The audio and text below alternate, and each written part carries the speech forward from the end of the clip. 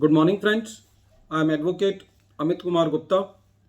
अपने income tax के cases की सीरीज़ में आज जो केस हम लोग डिस्कस करेंगे उस केस का नाम है N Ram Kumar versus ACIT 2012। ये केस असेसमेंट ईयर 2008-2009 का है और ये मैटर हैदराबाद की ITAT बेंच ने डिसाइड किया। फ्रेंड्स, एक सेक्शन है सेक्शन 54F जो कि एसएससी को ये ऑप्शन देता है कि यदि एसएससी का कोई लॉन्ग टर्म कैपिटल गेन हुआ है किसी रेजिडेंशियल प्रॉपर्टी के अलावा किसी प्रॉपर्टी पर, तो एसएससी उस की इन्वेस्टमेंट करके सेक्शन 54F के अंदर एग्जम्पशन ले सकता है। इसके अंदर एसएससी को अपना पैसा जो है वो रेजिडेंशियल प्रॉपर्टी को खरीदने में लगाना होता है। ये सेक्शन इसलिए लाया गया था कि जो रेजिडेंशियल की प्रॉब्लम है हमारी कंट्री के अंदर, उसको दूर करने के लिए और ये प्रोत्साहन देने के लिए लोगों को कि वो अपना घर खरीदें। और डिपार्टमेंट का एक सर्कुलर भी है जिन्होंने ये बताया कि सेक्शन 54F का जो मकसद है वो क्या था। सेक्शन 54F का जो मकसद है वो ये है कि जो लोग हैं वो अपने रेजिडेंशियल प्रोजेक्ट्स के अंदर पैसा लगाएं और अपना घर बना सकें। कहने का तात्पर्य ये है कि सेक्शन 54F जो है वो मोटे तौर पे एक बेनिफिशियल प्रोविज़न है। बेनिफिशियल प्रोविज़न जब भी कोई होता है तो ये एक कानून का एक थंब रूल है कि बेनिफिशियल प्रोविज़न जो है उसको थोड़ा लिबरली कंस्टिट्यूट किया जाना चाहिए। और जहाँ कभी भी बेनिफिशियल प्रोविज़न्स होते हैं और वहाँ पे कोई डाइवर्जेंट व्यूज़ होते हैं तो ये सेटल्ड लॉ है कि उन डाइवर्जेंट व्यूज़ में से उस व्यू को डिपार्टमेंट ले लेना है जो कि एसएससी के फेवर में है। अब हम आते हैं इस केस के फैक्ट्स के ऊपर। इस केस में एसएससी को लॉन्ग टर्म कैपिटल गेन हुआ और एसएससी ने उस लॉन्ग टर्म कैपिटल गेन के एग्जम्पशन लेने के लिए जो मकान खरीदा वो अपनी माइनर डॉटर के नाम में खरीदा।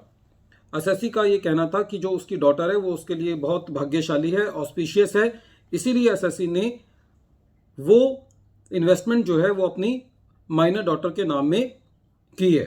और दूसरा हम देखते हैं कि जब हमारे देश में नारी उत्थान के लिए, गर्ल्स के लिए, ताकि उनका लाइफ सिक्योर हो, उसके लिए भी जो है वो गवर्नमेंट बहुत सारी स्कीम्स लाती हैं। इसीलिए उस लिहाज से भी जो एसएससी का ये मूव था वो काफ़ी अच्छा था कि वो प्रॉपर्टी जो है वो अपनी डॉटर के नाम में खरीद रहा है।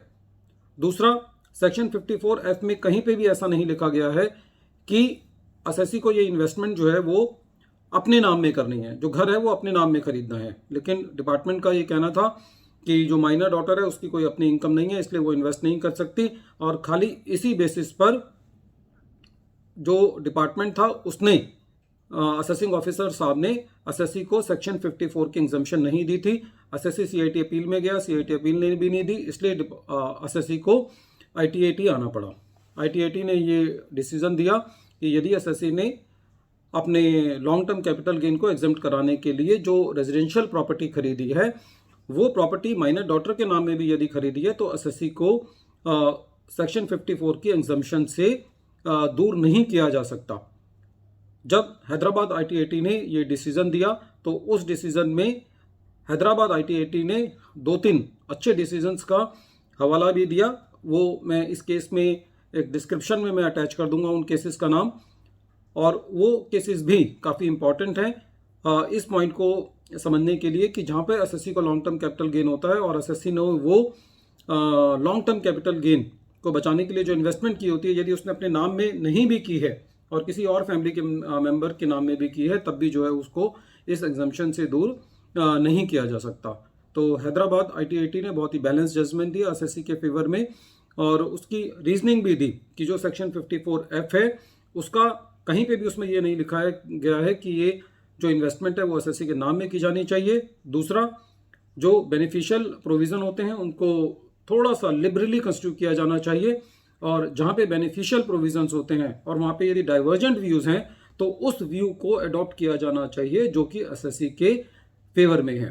तो इस केस में एसएससी को हैदराबाद ITAT से रिलीफ मिला।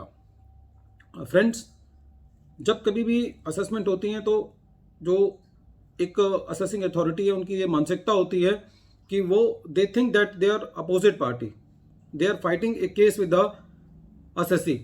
लेकिन जो असेसमेंट का एक मेन मकसद है, वो मेन मकसद ये है कि ट्रू इनकम को डिटरमिन करना और उस पर एसएससी से टैक्स लेना। यदि एसएससी ने टैक्स ज़्यादा भी दे दिया है तब भी असेसिंग ऑफिसर की जिम्मेदारी बनती है कि एसएससी को ये बताए कि आपने गलत टैक्स दे दिया है और आपको इन प्रोविजंस के मुताबिक आपको ये रिबेट मिलती है, आपको ये एग्जम्पशन मिलती है। लेकिन आज तक एक भी असेसमेंट ऑर्डर ऐसा नहीं देखा गया होगा जहां पे ऐसी कोई मिसाल पेश की गई हो। तो इसका मतलब ये है कि जो डिपार्टमेंट है वो बड़ी एक संकीर्ण मानसिकता से चलता है कि एसएससी से ज़्यादा टैक्स लेना है। शायद यही कारण है कि हमारे देश में इतने कम एसएससी हैं और वो डिपार्टमेंट से परहेज करते हैं। बहरहाल इस केस में एसएससी को रिलीफ मिला। मैं इस केस का नाम एक बार फिर रिपीट कर रहा हूँ। केस का नाम है N Ram Kumar versus ACIT 2012 और ये मैटर ITAT हैदराबाद ने डिसाइड किया। फ्रेंड्स, एक बार फिर मैं आप लोगों से ये रिक्वेस्ट करता हूँ कि आप मेरे चैनल को सब्सक्राइब करें और बेल आइकन को प्रेस करें ताकि आपको मेरे वीडियोस के फ्यूचर नोटिफिकेशंस मिलते रहें।